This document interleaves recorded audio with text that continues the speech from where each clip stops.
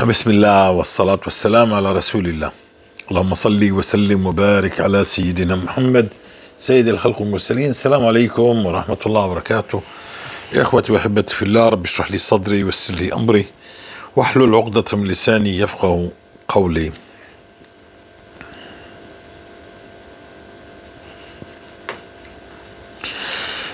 في معي عدة أسئلة، يعني أسئلة وجيهة بنجاوب عليها إن شاء الله، بتهم منفعتها للجميع إن شاء الله. وفي معنا كمان قصص مسموعة، يعني أصحابها يروها، ومكتوبة كذلك. بنشوف أول إشي تنجاوب هنا، لأنه في كمان موضوع مهم جدا. هكذا نتعلم كيف نعرف الله. موضوعنا كلياته هو بلغوا عني ولو آية، يوصلنا إلى معرفة الله وتعود الثقة بيننا وبين الله، بيننا وبين دين الله. لماذا نحن أمة في ذيل الأمم؟ لماذا أنا مديون؟ لماذا أنا مكروب؟ لماذا أنا مهموم؟ لأن الله يريد منك شيء. كل شيء بضايقك في هذه الدنيا سببه مشكلة معك مع الله. أنت مقصر في حق الله في شيء، أو إنك لا تعرف الله، فيريد الله جل في علاه أن يعرفك من الذي يرزقك، من الذي يشفيك، من الذي يطعمك، لمن هذه الأرض، لمن هذه الدنيا، هل رزقي موجود، هل هو شطارة أحرره. الله يريد أن يبين لك كل هذه الأمور من خلال بلغوا عني ولو آية. جاء بك لتفهم، عشان بعد ما تفهم تخرج للناس وتكون من خير أمة أخرجت للناس، تأمر بالمعروف وتنهى عن المنكر وتحبب الناس في دين الله. لماذا ما فيش عندنا ترابط بيننا وبين دين الله، وظننا ان الامور كلها شطارة والشاطر القوي بوكل الضعيف؟ هذا هو اللي من بينه احنا ان شاء الله، من بينه كيف تعود الثقة لدين الله وما هو الخلل. خلينا نجاوب على هذه الأسئلة. طبعا الخلل هو بعدك على الله وعدم معرفتك لله. كيف أعرف الله؟ المذنب صعب يعرف الله. المذنب المستمر، يعني المصر، الذي يعني يتفنن في المعاصي، مش عنده ذنب وذنبين، أو يبدلهم يوما هذا ويوما ذاك ويوما كل يوم ذنب بشكل، لا، إنسان مصر. طيب، عندي أسئلة لحضرتك. أولا، لو ما عنديش وقت أقرأ سورة البقرة، كم مرة أقرأها في اليوم، علما إني مصاب بحسد، وده طبعا مع الاستغفار؟ أولا،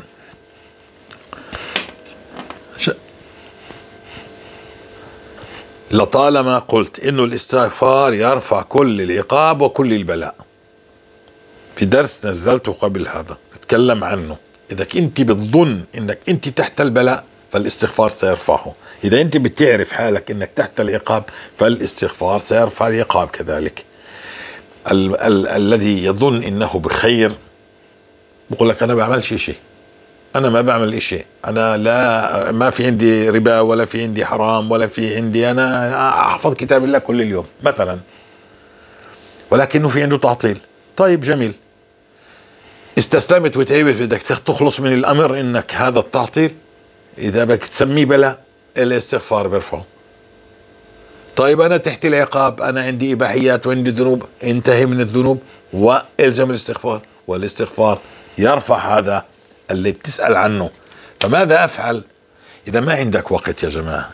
المرأة العجوز، ربة البيت، الولد الصغير، الغلام الصغير، أولادنا، نعم أولادنا، أطفالنا هذول الصغار علموهم الاستغفار كما تعلمهم الصلاة. هذول سيسود الأمم إذا علمتهم الاستغفار. يعني الاستغفار وكأنه يا رب مدد، أمدني بالقوة، مش قال يمددكم بأموال، مش أنا، مش الله اللي قال يمددكم، مش أنا اللي قلت، يمددكم بأموال وبنين ويزيدكم قوة إلى قوتكم. فهذا المدد، وكأنك يا ربي خليك معي، أنا لحالي ولا شيء، كن معي يا ربي. هذا الاستغفار. علموا أولادكم يا ختايري، يعني الكبيرين في السن، الأميين الذين لا يعرفوا يقرأوا سورة البقرة، شو يعملوا؟ الذين لا يجيدون القراءة ولا الكتاب ولا شيء، كلمة أستغفر الله تغنيك عن كل العبادات. مش يعني الصلاة، يعني ما بعرفش أقرأ، ما فيش عندي، مش شاطر، بعرفش أركز، بعرفش أجمع، أستغفر الله بتعرف تقولها. فهي إن شاء الله ستكفيك الأمة. في ناس بتتصيد، أنا بعرف في ناس بتتصيد في قناتي، فسيخرج المتصيد ويقول اسمع شو بقول. أنا بقول في ناس أمية، حتى الصلاة بتعرفش تصليها، حتى الصلاة بتكسرها، حتى الفاتحة بتكسرها، مش عارفة، بيعلموها. والله يا جماعة في لي صديق الله يرحم أبوه رحمة الله عليه، نعم إنسان طيب وبسيط، قال ذهبنا إلى العمرة، أبوه ما بيعرفش يصلي، وأمي بده يعلمه قل هو الله أحد عشان يفوت على هذا الموضوع. قال له يابا قل هو الله أحد. قال الله أحد. قال له يابا قل هو الله أحد. قال الله أحد. قال له يابا قل هو الله أحد. لأنه فهم إنه بده يقول قل هو الله أحد، يعني بده يقولها مرتين عشان يجيبها. كان يفكر إنه هو يقول له الله أحد، قول الله أحد. لا، هو مش عارفها إنها هي الآية بتقول قل هو الله أحد. الناس ما بتعرفش. شو أعمل أنا؟ هذا اللي بيعرفش. يعني سبحان الله، بيقول لي يوما ما كنت في العمرة وأبوي يعني عمال يصلي، فقلت له يابا أنا بدي أروح أشرب، وهو يصلي بقول له طيب يابا. في ناس أمية بسيطة بتعرفش، ما بتعرف، هذا مبلغهم من العلم، ما بيعرف. المهم، فهذا صلاته إن زاد عليها الاستغفار حلق بعيدا. نعم حلق بعيدا. ألا أدلكم على خير أعمالكم وأزكاها عند مليككم وخير لكم من إنفاق الذهب والفضة وخير لكم من أن تلقوا عدوكم فيضربوا رقابكم وتضربوا رقابهم. قالوا بلى يا رسول الله. قال ذكر الله وبالاستغفار أنت تحلق يا أخي، هو من الذكر. فإن كاش وقت مشغول إلزم الاستغفار بالليل والنهار، إلزم. إحنا في زمان نحن تحت العقاب، أو يا أخي تحت البلاء، الذين خلص صدع وروزنا إنه بلاء ولا عقاب. لكن كل واحد بيعرف حاله، اللي غرقان بالإباحيات وبالربا وبالعري وبالتكشف وبالغيبة والنميمة والزنا والأكل الحقوق والظلم. أنت عارف حالك مين. فانتهي والزم الاستغفار، الله بيبدل لك. عليك أن تلزم الاستغفار. وإذا بتجيب 30,000 مش من باب تحديد الأوراد يا صيادين الذين يتصيدوا في الماء العكر، ف30,000 جميل عشناها، قطفنا ثمارها، إشي ما شاء الله تبارك الله. الرسول صلى الله عليه وسلم قال من لزم الاستغفار حلق. نعم. الآن أنا دائما قلت مفضل انك تقرأ سورة البقرة الاستغفار اولا. ايش الاستغفار؟ هيك اذن الله لي بال 2015. ايش الاستغفار؟ ما ايش سورة البقرة. سورة البقرة ما جمعتها. انتهيت من الاستغفار ب 28/9/2019، اخذت سورة البقرة لوحدها الى رمضان 22، ما كان معي استغفار، فقط سورة البقرة. عشان هيك بقول لك استغفار، عيش، اكتب ثماره. كل اللي بتبحث عنه موجود في الاستغفار. كل السبب الذي جاء بك إلى أن تسمع هذا الكلام موجود في الاستغفار. فما كانت سورة البقرة هي التي تبطل السحر، الاستغفار. ليش؟ لا يعذب الله مستغفر. فإن كان خلاصك في قراءة سورة البقرة سيقودك الاستغفار إلى سورة البقرة. نعم لا تستطيع البطل. أنا بعرف يا أيها المغرضون، بعرف أن لا تستطيع البطلة، والحمد لله رب العالمين قد أفردنا فيها 500 حلقة أو أقفال سورة البقرة. فأنا بدي أبين لك أنك أنت ممسوس ومسحور، أنت تحت العقاب عند الله أو تحت البلاء، ولا يرفع العقاب أو البلاء إلا الاستغفار. فالعقاب يرفع بالتوبة والرجوع ولزم الاستغفار. البلاء إلزم الاستغفار. أعطاك الله مفتاح، أعطاك مفتاح. عندي مفتاح للدار، وعندي مفتاح للغرفة، وعندي مفتاح للمخزن، وعندي مفتاح للسيارة. مفتاح الدار بيفتحش السيارة. أعطاك مفتاح ترفع عن حالك هذا البلاء أو العقاب، اسمه الاستغفار.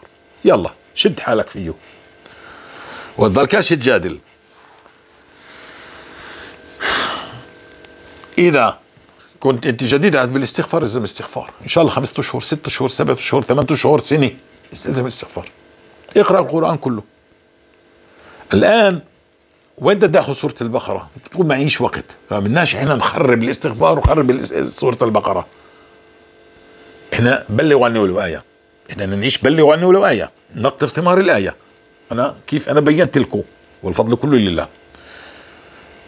فإذا كان عندك الوقت الكافي، أنا هذا الكلام تكلمت عنه، لا أريد أن أطيل فيه، كلام يطول يعني. الزم الاستغفار، ما كاش وقت الزم الاستغفار. انت امي تعرفش تقرا تعرفش تكتب، الزم الاستغفار. انت كبير في السن، الزم الاستغفار. انت مساء، الزم الاستغفار، خليك بالاستغفار. لكن اصحاب سوره البقره احنا بينا لهم في ناس عايشه مع سوره البقره، لكن الذي ياخذ سوره البقره على اساس انه يجي الولد، لا، مش هذا العنوان. العنوان ما بيجي الولد في سوره البقره. العنوان لا يبطل المس العاشق في سورة البقرة، مع أن سورة البقرة ستحلق كل شيء سبب وجود هذا المس وسبب وجود هذا التعطيل، لأنه أصلا هو الذنوب وعدم معرفة الله، ومعرفة الله ستكون بسورة البقرة، والذنوب ستحلقها سورة البقرة. يعني ميولي للذنوب، ميولي للهوى، ميولي للانبطاح تحت شهوتي، ستحلقه سورة البقرة. فما ينتهي السبب إلا أنا علقان في هذه الذنوب، ينتهي خلاص، أنا بطلت بدي أذنب. هذا الميول وإنه الشيطان يشدني إلى هذا الباب سينتهي. لكن بالاستغفار يرفع كل شيء. لا، ما كان الله معذبهم يستغفرون، انتهى الموضوع. أنت بتضايق، لا، فبالاستغفار لا يعذب الله مستغفر، سيقودك الله إلى الوجهة الصحيحة حتى تخلص من كل شيء. طيب، 2، هل يجوز الاستغفار بحديث رسول الله صلى الله عليه وسلم؟ بحديث رسول الله: استغفر الله عدد ما خلق واستغفر الله ملء ما خلق، إلى نهاية الحديث. هل هذا يسرع في النتائج لقول رسول الله في الحديث إن هذا الذكر أفضل من ذكر الليل والنهار؟ نعم، طبعا أنا هذا الحديث صراحة ما عشته، أنا ما عشت هذا الحديث، أنا بعرفه. سبحان الله عدد ما خلق، سبحان الله ملء ما خلق، سبحان الله عدد ما في السماوات والارض، سبحان الله ملء ما في السماوات والارض، سبحان الله عدد ما احصى كتابه، سبحان الله ملء ما احصى كتابه، سبحان الله عدد كل شيء، سبحان الله ملء كل شيء مثلا، وسبحان الله، وبعدين الحمد لله، وبعدين الله اكبر، وهكذا. انا بعرفه هذا الحديث. انا اقول هذا والله اعلى واعلم، هذا اجر، هذا اجر له اجر عظيم، كالذي إذا جلس بين الفجر والشروق، أو الله أعلم، أنا لا أتكلم قرآن منزل، الله أعلم، هذا أجر أنا ما عشته. أنا عشت استغفر الله والله كفاني كل الذي قلته، لكن هل إني أقول مرة واحدة والله يكفيني؟ لا لا لا لا. من لزم الاستغفار أنت لا تحققه هنا، لأنه من لزم الاستغفار بدك لزوم. يعني إذا بدك تضلك تكرر في هذا الورد ليل نهار، الله أعلم، أنت بتعلمنا بعدين.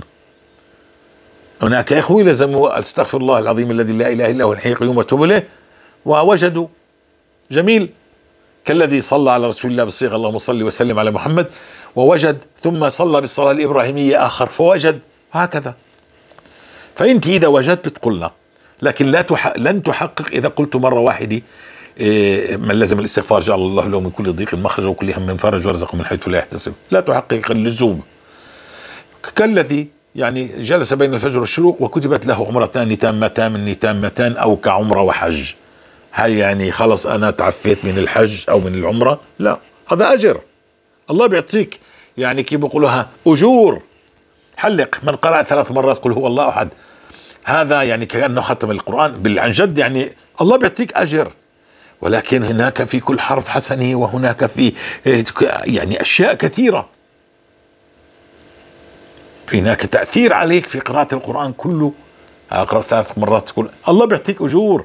لإيش هذا بدل؟ هذا بدل على التصديق، إنك أنت مصدق قول رسول الله فأخذته محمل الجد، ومن يعظم شعائر الله فإنها من تقوى القلوب.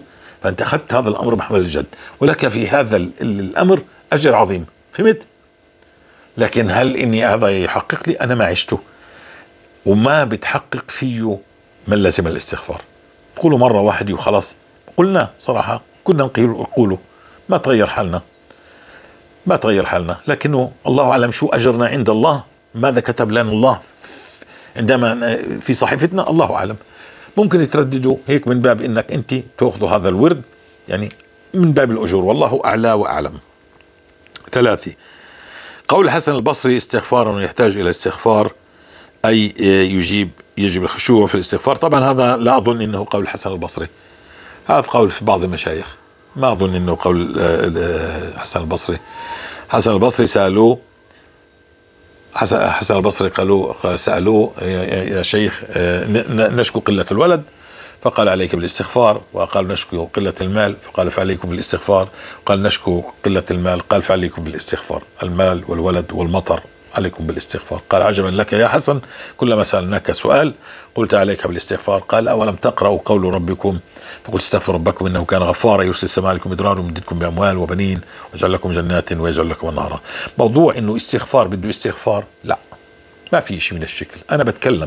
أنا بتكلم كل كلمة يا تسجل عليه حسنة يا سيئة، لكن هناك استغفار لا يكفي.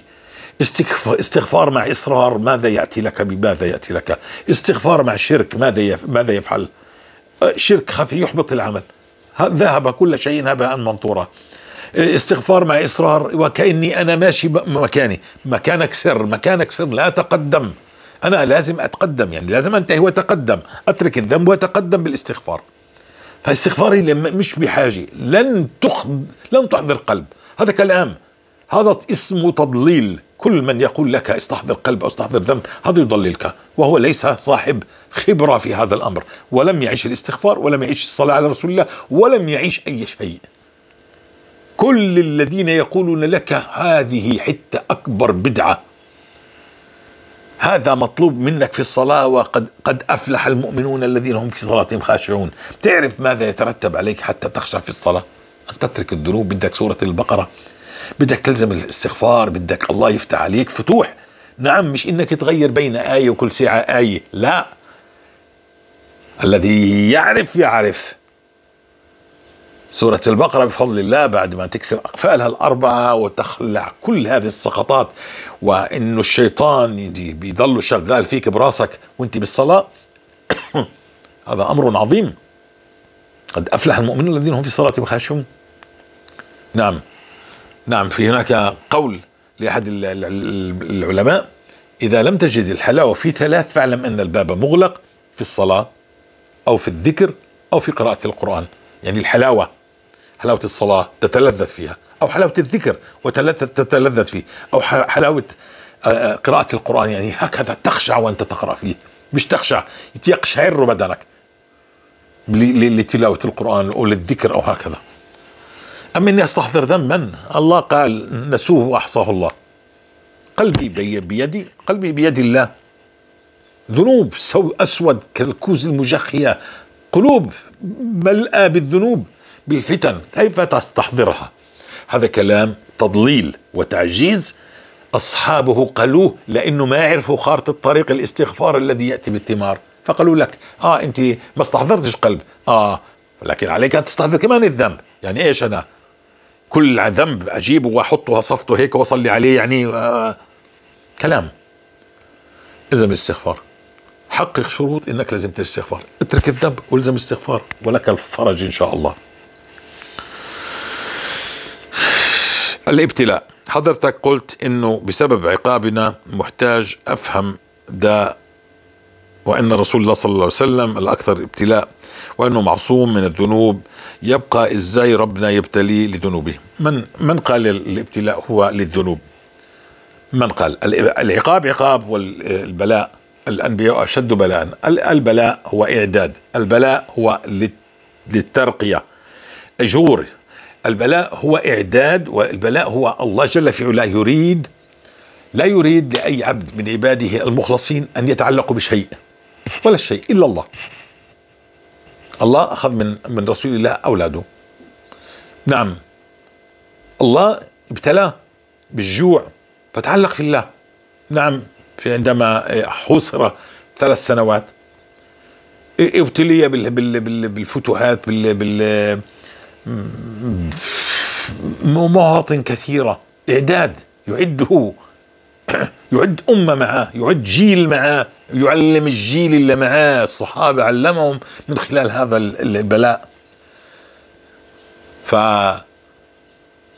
وهو للمكانة العالية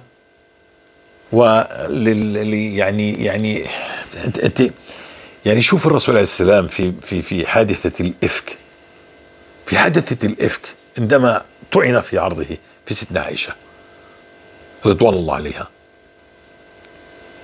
يعني بدأ الرسول عليه السلام يعني ابتلي، هذا ابتلاء في معركة الأحزاب. هنالك ابتلي المؤمنين بلاء شديدا. والله يبتلي، يعني انت مصدق يا محمد اني انا سأنتصر لك؟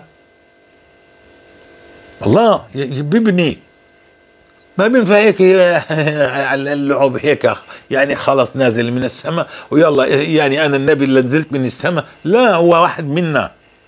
لقد كان لكم في رسول الله أسوة حسنة. يعني الله يعني جعل رسول الله منا، من قومه، من أهله، من الناس اللي بيعرفوه من حولهم، عاشوا معاه سنين، عرفوا صدقه، وخرج لهم عليه الصلاة والسلام. فالرسول عليه الصلاة والسلام يعني الله يريد أن يعده ويرفع درجته وقدره، يعلم الناس الذين من حوله في هذا البلاء. والرسول عليه السلام يعني تخيل، يعني الرسول عليه السلام لما كان مع سيدنا أبو بكر وذهبوا واختبأوا في غار ثور، ويعني أبو بكر يقول شو النبي هذا؟ شو هذا النبي اللي بيتخبى من الناس وبركض شمال وبركض يمين؟ وين ربوا عنه؟ ليش بيحموش ربه مثلا؟ شوف درجات الإيمان. عندما كسرت رباعية رسول الله ما يقول الصحابي وين ربوا عنه يحمي هذا؟ احنا مش هيك بنعمل اليوم، لكن عد الله جيل في هذا البلاء الذي أصاب رسول الله، عد جيل من حوله حملوا الدين. فأنت بالبلاء، البلاء مش مرابي، مش إباحيات وغناء وطرب ورقص ودبك وقطيعة أرحام. هذا مش بلاء، هذا عقاب. فالرسول عليه الصلاة والسلام ما كان تحت العقاب، كان تحت البلاء. لنبلونكم بشيء من الخوف. ألم يزلزلوا في معركة أحد، وكمان في أحد الرسول عليه السلام طلع خبره أنه قتل في معركة أحد، والصحابي هزموا في معركة أحد.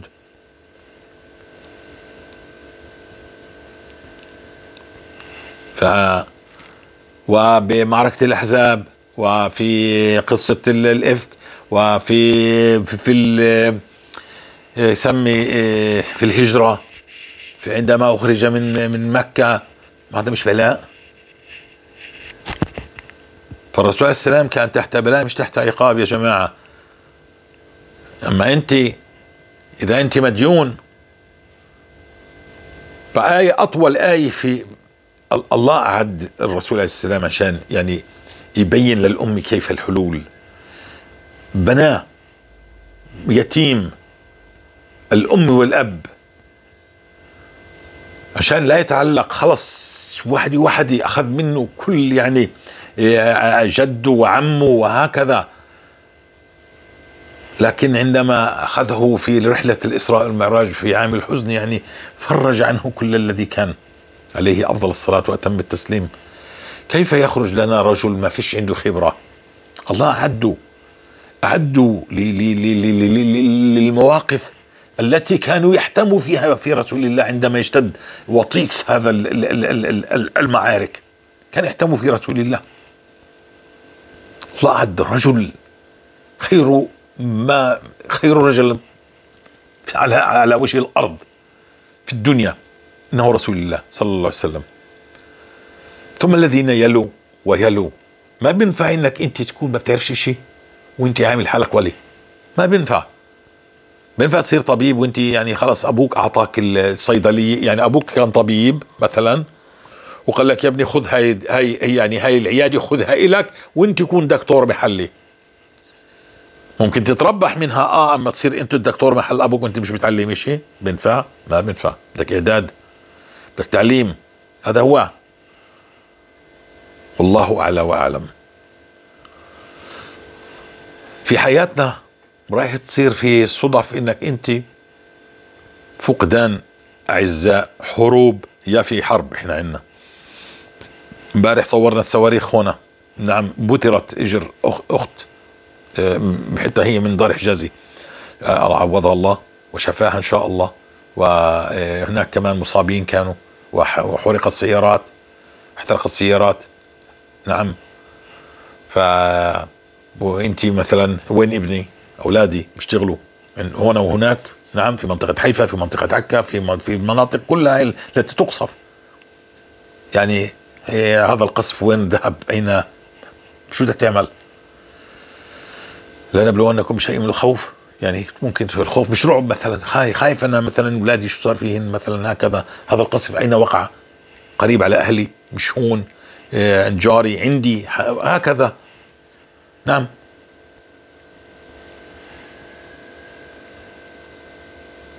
مررنا على مراحل كثيرة في حياتنا، الحمد لله رب العالمين. لولا هذا الإعداد ما خرجت أبين لكم أي شيء ولا شيء.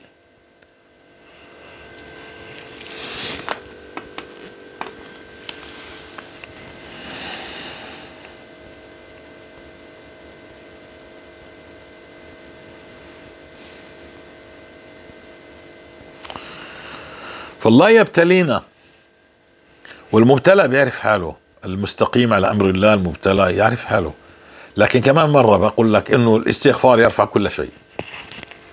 لما بتتعب من البلاء أو بتتعب من أي شيء، خلاص ارفع الكرت، الراية البيضاء اسمها الاستغفار.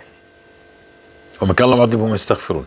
إذا أنت شاعر إنك أنت خلاص انغلب، بطلت تستطيع، يعني كالذي يعني عمال يرفع أثقال وبدأوا يزيدوا أوزان، يعني شوفوا قديش قوته، فبدأ يرفع تنو زادوا عليه مثلا كمان كيلو، فأقول أستغفر الله، وكأننا خلص خلصنا نحط أوزان، انتهى الموضوع. بالاستغفار، الاستغفار يرفع فيه الله. إذا كأنك بدك تسميه وانت عارف حالك انك انت من اهل الخير، ولكنك تحت البلاء، يعني هذا القصف الذي والتشريد، يلا شرقوا على الشرق وغربوا على الغرب، انتقلوا من هذه المنطقة إلى المنطقة، وين ينتقلوا؟ في قصف. بالاستغفار سينتهي. منين؟ من أين لك هذا؟ كان عندنا زلزال سوريا، في عندنا إخوة من الزلزال، والبيت الذي في درنا، هذه الناس شهدت شهادات إنهم بالاستغفار. البيت بدرنا كان كافي الأيتام، لكن الذي كان في الاستغفار ما شعر بالاستغفار، ما خاف.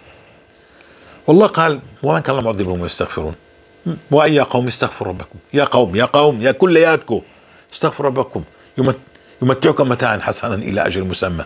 هل يعقل انت تحت القصف ومتاع حسن بيمشوا مع بعض؟ لكنك لا تستغفر. ما اخذت كرت الاستغفار تستعمله، كرت النجاة اسمه استغفار، ما اخذته بتكاشياته، بتقول كل الاشياء الا الاستغفار. والله جعل باب واحد، اقبلوا من الله ما لكم لا ترجون لله وقار، اقبلوا منه، الله يرفع عنك بهذا الباب.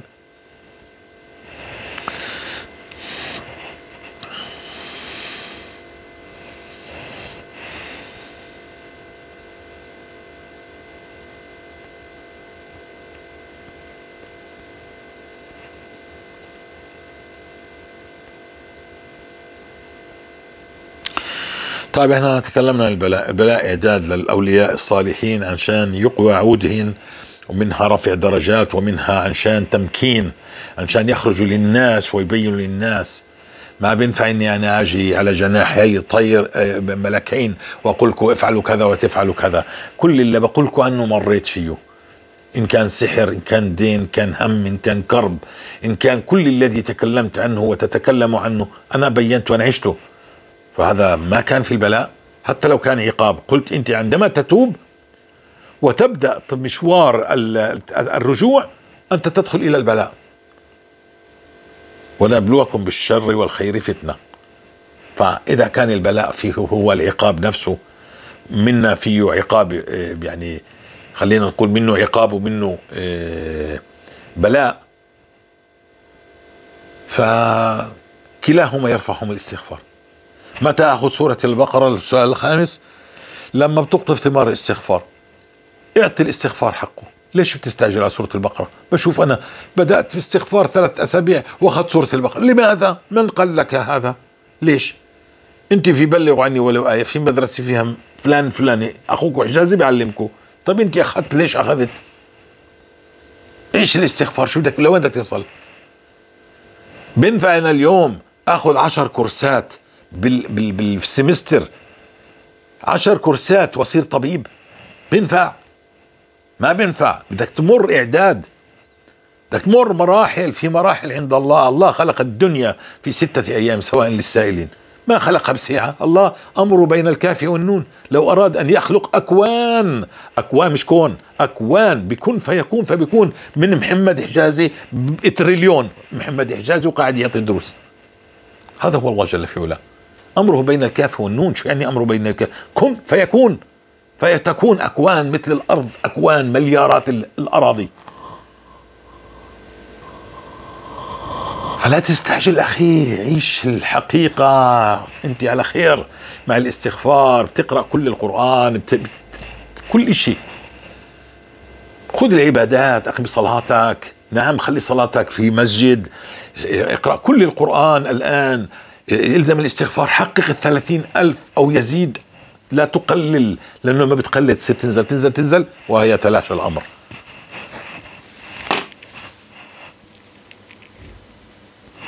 معروف اللي تحت العقاب، واحد إنسان غرقان في الزنا، بلاء، غرقان في الإباحيات، في الغناء وبالطرب والأعراس، مش مخليش، هذا تحت العقاب. إذا تاب ولازم الاستغفار سيغير الله أحواله ويصير يعيش الحياة الطيبة الكريمة. والذي تحت البلاء وتعب من البلاء يلزم الاستغفار، سيرفع الله عنه كل شيء. أنا ما قلت الشيء، الله قال. إذا أنا متضايق من هذا البلاء لا أستطيعه، مرضني الله بلاء ولا أستطيعه، تعبت، قال لك استغفر الله يرفع عنك العقاب. وما كان الله معذبهم هم يستغفرون. كل شيء بتقول له أف وتعبت منه يا رب ومش بيعجبك ومش مريحك، هذا عقاب. إن السفر قطعة من العقاب، من العذاب. الرسول صلى الله عليه وسلم قال حتى السفر قطعة من العذاب. استغفر الله بهون عليك كل شيء، يطول الله عنك بعد هذا السفر. إن شاء الله أكون وفيت الآن. بس آخر سؤال على السريع. كنت أفتخر بنفسي إذا قسمت سورة البقرة على 3 أيام، ويا ثقلها أقرأ وأنام ثم أكمل، أو أقرأ وأقطع وسولف وأتقهوى وأكمل وأتمدد. يعني سورة البقرة خلال اليوم دواوين، وبعدين نرجع ونعود ننام ونعود نقوم. سورة البقرة مرة واحدة، يعني كل اليوم على 3 أيام كانت يعني، وكانها طويلة، لكن كنت أشوفها طويلة وكنت متخيلة أحد يقدر يقراها، مستحيل في جلسة واحدة. ومع قناة محمد حجازي في جلسة واحدة 2 مرات، وفي اليوم 4 مرات، اللهم ثبتنا.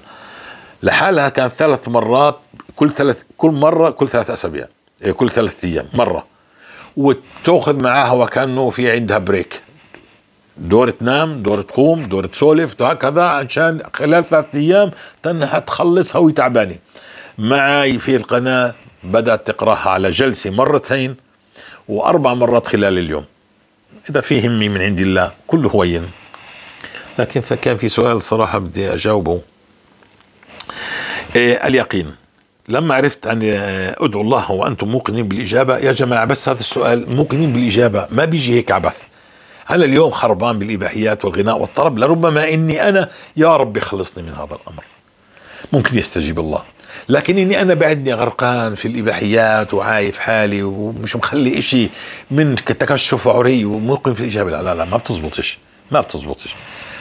هذا درب طريق تبنيه بينك وبين الله بالتوبة والرجوع ولزوم الاستغفار، وحتى يمطرك الله نعم حتى يمطرك الله تنقلب الآيات، كل شيء ينقلب ويأتيك الله باليقين. الله يأتيك باليقين، الله اللي بيحبب إليك إن تدعو وأنت موقن بالإجابة، ويعطيك الثقة إنك تدعو والله وأنت موقن بالإجابة. مش هيك خلاص ادعو وأنت موقن بالإجابة، يا رب تمطر السماء الآن. ليش؟ شو كنت تعمل؟ يعني كاين تستغفر مثلا، صار لك مدة ما تستغفر، ولا هكذا يا ربي يا ربي $1000، يا ربي $1000 أنا متيقن استدي يجوا $1000. مش هيك، هذا عطاء من عند الله، أنت تبنيه ثقة بينك وبين الله شوي شوي شوي شوي. عرفنا أن الاستغفار يرفع العقاب، والذنوب هي سبب التعطيل. انتهيت عن الذنوب، بدأت أقبل على الله، أعبد الله كما يحب الله ويرضى، ولا يزال عبدي يتقرب إلي بالنوافل حتى أحبه، فإن أحببته كنت سمعه الذي يسمع به، وبصره الذي يبصر به، ويدي التي يبطش بها، ورجلي التي يمشي بها، ولئن سألني لأعطينه. هذا اليقين، يا رب اعطيني يعطيك. لكن مشيت بالطريق بالبداية، ممكن انت سألت فأعطاك عشان يقول لك اياني هنا انا يا عبدي، لكنك انت تستمر على ضلالك وتظلك تقول يا رب اعطيني وتقسم على الله، لا، هذا يقين بدك تبنيه بينك وبين الله. اختصرت هذا الامر لانه خلص بكفي هنا. اسال الله العلي العظيم ان ينفعكم بهذه الدروس وهذه الاجابات. بالاستغفار الله سيرفع لك كل شيء ان شاء الله. والترتيب هو اول شيء بنخلص الاستغفار، بنعيش الاستغفار، حقيقة الاستغفار كل آية سورة نوح، بعدين بنأخذ سورة البقرة بنأخذها 4 مرات أفضل هكذا، وثم بننزل ورد الاستغفار، لا ننهي الاستغفار، لا ينتهي. وبعدين لما نشلح السقطات نعود مرة واحدة سورة البقرة، والاستغفار أقل شيء 12,000 كما كان لأبو هريرة، ونعيش معهم. بدنا نكثر. جزاكم الله خير، والسلام عليكم ورحمة الله وبركاته.